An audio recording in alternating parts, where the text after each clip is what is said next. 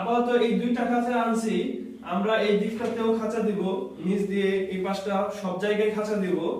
আসসালামু আলাইকুম everyone, welcome to my home জো। এই পাশে আপনারা দেখতেছেন পাখির খাঁচা আমরা রেডি করে ফেলছি। আমরা সকালবেলা বাস করতে গেছিলাম, সেখানে পরিবেশটা সত্যি অনেক সুন্দর ছিল। আপনাদেরকে ভিডিও শেষে সেই ক্লিপটা দেখাবো, সবাই আমাদের সাথেই থাকবেন।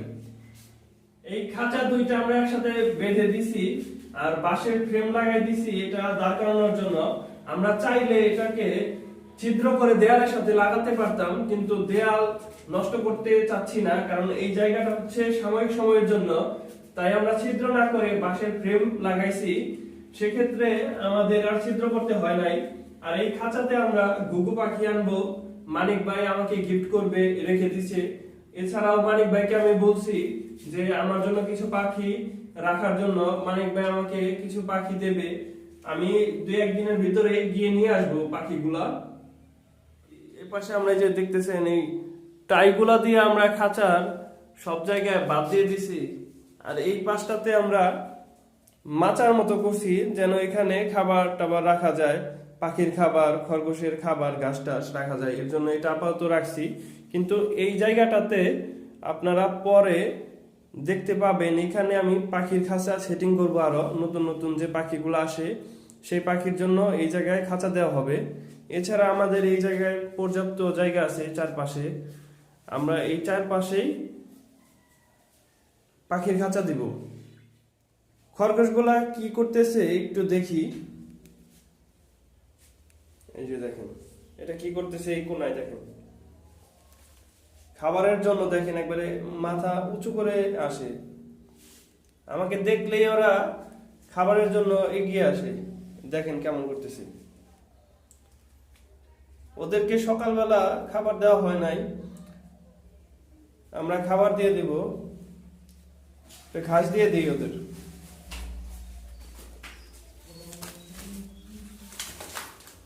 খা খা।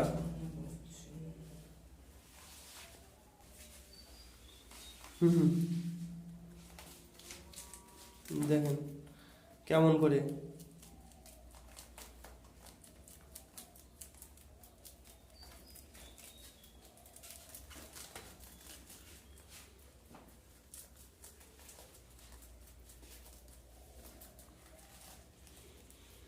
মাটির মুটকি আমরা এই পাশে দিয়ে দিয়েছি, এইখানে খরগোশগুলা ঢুকে আবার বের হয়। এখানে ওরা সবাই তো আর একসাথে থাকতে পারে না, একজন ঢুকে আবার একজন বের হয় দেখি।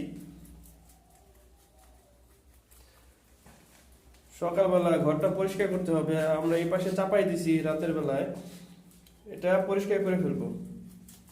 পাখির খাঁচা সেটিং করার জন্য আমরা বাঁশ কাটার জন্য আসছি, চলেন যাই কাটবি না।